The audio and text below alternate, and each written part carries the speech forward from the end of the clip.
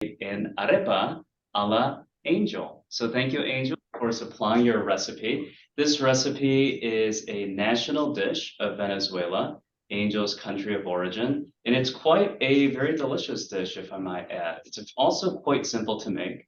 All you need is a few different ingredients. One, we have our cornmeal. This is pre-cooked cornmeal, and the recipe is very simple. You need to add a little salt to your water, and then once your water is lukewarm, it's going to be more or less a 1.5 to 1 ratio. So you'll have 1.5 cups of lukewarm water, and then you have 1 cup of your cornmeal flour. And then you can add your water until it is a nice malleable dough. And I will say the hotter the water, it will stretch out the dough a little bit faster. So it's important that your water is lukewarm as opposed to being too cold as well. So once you have made the dough, you want to knead it by hand until you have a really tight ball. And if you need just a little bit more water, I would add just maybe a tablespoon at a time. Because of the temperature of the water, it's also going to allow it to mold itself a little bit more easier, as opposed to if you had something that's just plain cold water. So I'm going to add just a touch. And keep in mind, I did have seasoning. I added salt. Angel, is it traditional that you add pepper to this dough as well, or is it just usually just salt? Just salt. Just salt. Beautiful. Is there any other special types of salt that you would add normally to this dish? It's just salt, just to not have a very plain Okay. flavor. Just want the flavor of the corn to stand out, so that salt helps. Okay, great. Yeah. So do other recipes include things like egg, or is it very simple with just a hot water dough? It's just water and cornmeal and salt. That's it. Very simple recipe. And how long have you made this recipe? Did you grow up eating this dish? Yeah, I think all my life, it's like every Venezuelan, all their life, every day. Is this one of the first things you learned to make? I think so. I think so because I saw my mom or my grandma making them.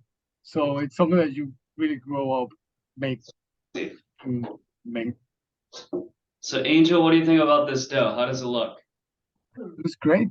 Looks Great. Yeah. Maybe a little more water if it's not. Water? I'll add just a touch more water. Just a touch. Okay.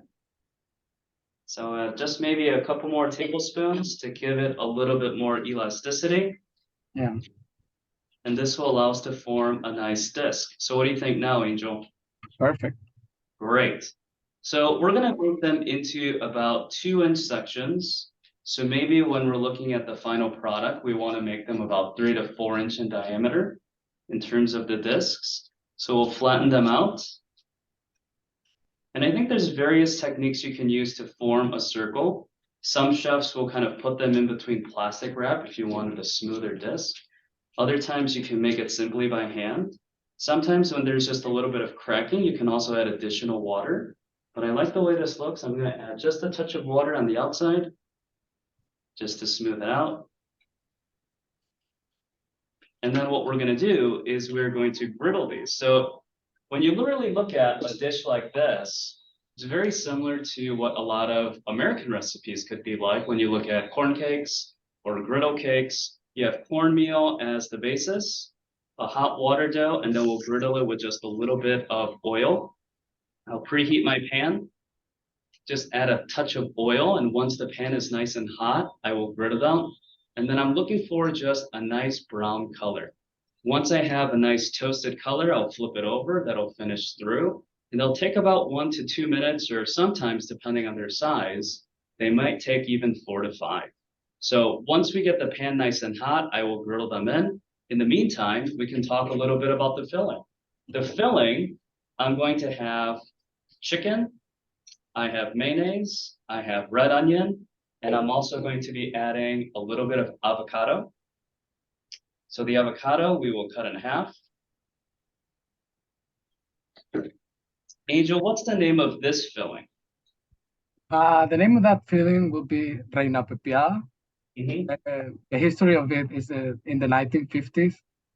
We won the Miss World, and That's why the name of Reina Pepiada, Reina means queen, Mm. and Pepiada was a very old-fashioned way to call a lady. So so that like stick out capital. So that's a recipe from the capital city of my country, Caracas. I see. Yeah.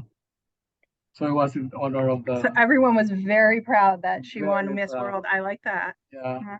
Mhm. So we're gonna mash up our filling. Angel, do you like a lot of filling in your arepa or typically less is more? I like a lot of filling in my Okay. yeah. I like the way that my filling looks. My pan is nice and hot. In I will go into grilling. All right. So that's definitely going to take a moment, Angel, Chef. how So many we're arepas can you eat? yeah. Depends of how hungry I am. Can be One two, dozen? 2 or 3. 2 or 3. Great.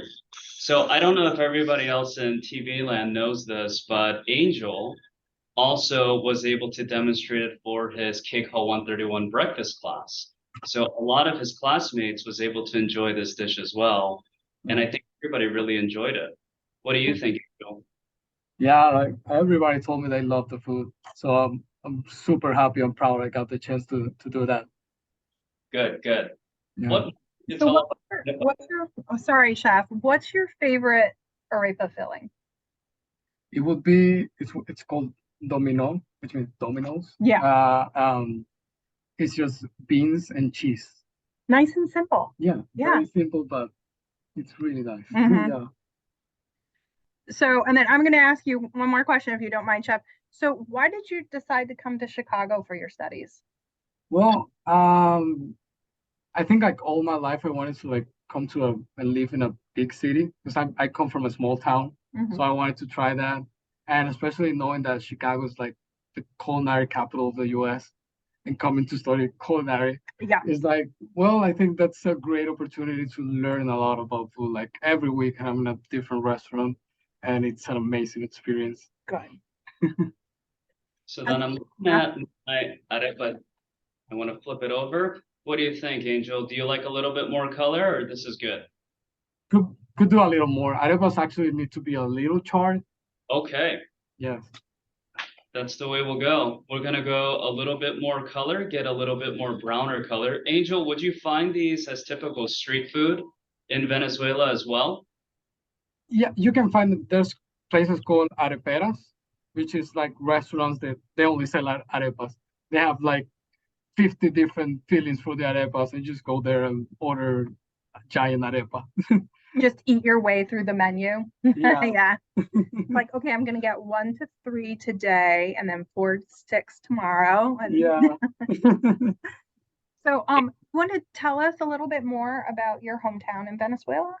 Yeah, I come from a very small town. It's called Cagua. It's like an hour and a half from the capital. So yeah, it's very small. That's why I always say that I wanted to come to a big city because I come from a small town that there's not many things to do, like just hanging out with your friends. So, but yeah, the good thing about it is that it's like right in the middle of the country Uh-huh. because it's very close to the capital, it's close to the second largest city, it's close to the south.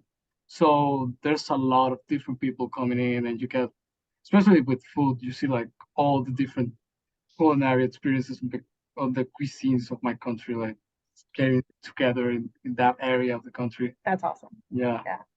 And now you're in the big city And now I'm and in the big so city. many more things. So So it's many more- exciting. Yeah. How's it coming there, Chef? Plus, I have a nice dipping sauce to go with the arepa. Arepa, we call this guasacaca. Is that correct? Yes, Chef. Wasakaka. All right. Could you explain a little bit more about this sauce?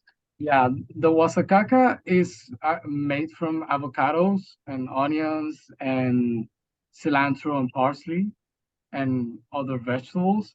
And it's like, we really like dipping sauces in Venezuela. Like if you go to an empanada place, you'll have like 10 different dipping sauces.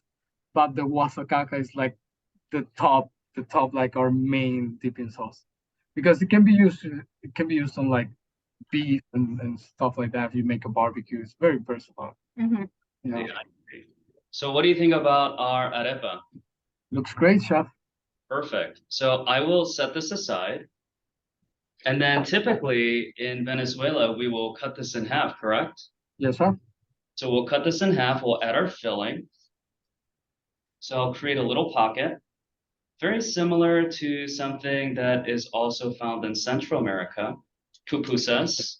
And then a couple of days ago, you also made empanadas, correct? Yes, chef. We made empanadas yesterday. Yeah. So what would you say, in your opinion, is a better Venezuelan dish, the arepa or the empanada? I would say I prefer empanadas, Wow.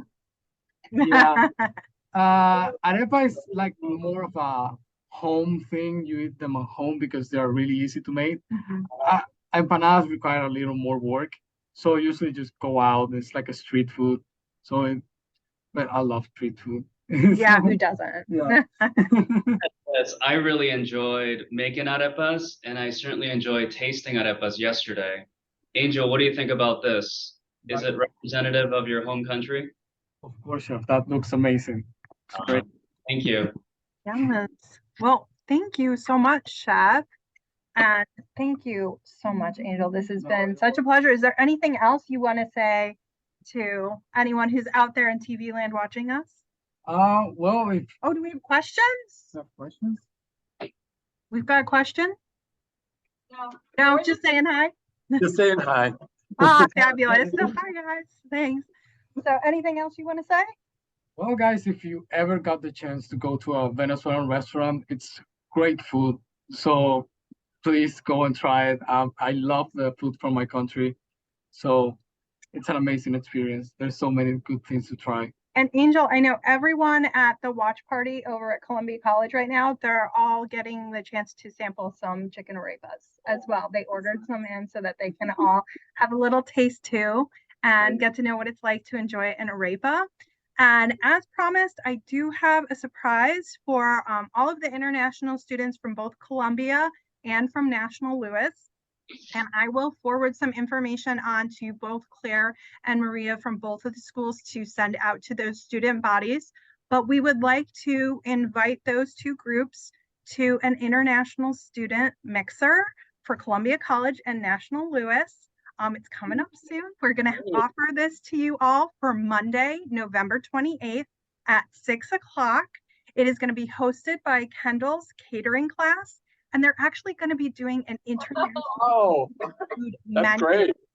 So I will have a link for everyone to use to sign up, because we do need you to register in order to come. It's very easy though. It's like your name, your email, and whether you're a National Louis student or not. And like I said, we are inviting the Columbia international students. So we please would love for you to come. And I'm sure being tempted by food made by our catering class will help persuade you to come and visit us just up the street. So again, I will send that information to both Claire and Maria so that they can send it out to all the students at Columbia and National Louis University who are part of the international student community. So thank you. We have a question, Duke. Yes. Okay. Anna, you want to come up? It might be easier. Come on down.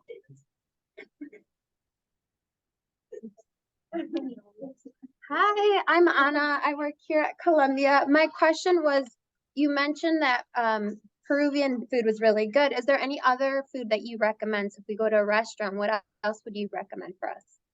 Or I'm sorry, Venezuela. Yeah, Venezuela. Sorry. Well, I would recommend getting tequeños. It's a very popular snack. It's just like a dough filled with cheese, and you can dip that, and it's amazing. They're addictive. So order as much as you can. You're gonna love them. That sounds good. I love that dipping sauces are like so important. I love a good dip myself. So yeah. Any Awesome. other And then questions? I have a follow-up question to that. Have you gone to any restaurants around here in Chicago that you feel are authentic that you would recommend?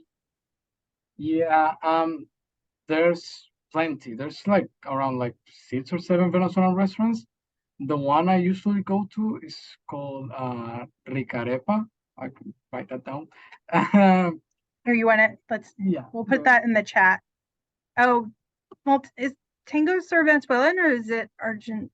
Argentina, isn't it? Yeah. Um, No. we got the arepas from Bien Me Sabe, which is right by National Louis. It's right at 29 East Adams. And I had one of their arepas that was pretty good. Yeah, that's a good place. Yeah, they have multiple locations here in Chicago. Thank you. Yes, You're thank welcome. you. Any more questions? They're just waiting to eat. They're waiting to eat. Oh, I understand that feeling. So, well, thank you all again for joining us today. And I'm going to send this recording over to Maria and Claire. So if anyone missed it or came in late, they can definitely watch it again. I see you all have the recipes in your hands. So I hope that some of you are excited to try and make your own arepas at home. And you can definitely fill them with all different kinds of things. So definitely get creative. We love to encourage creativity over here at National Louis. And I know you all have lots of creativity happening over there at Columbia as well. So thank you so much. And any of the international students, watch your email box for more information on the Columbia and NLU mixer on Monday, November 28th at 6 o'clock at our 18 South Michigan campus. Thank you guys. Have a great afternoon. Thank you. Thank you. Bye-bye. Bye.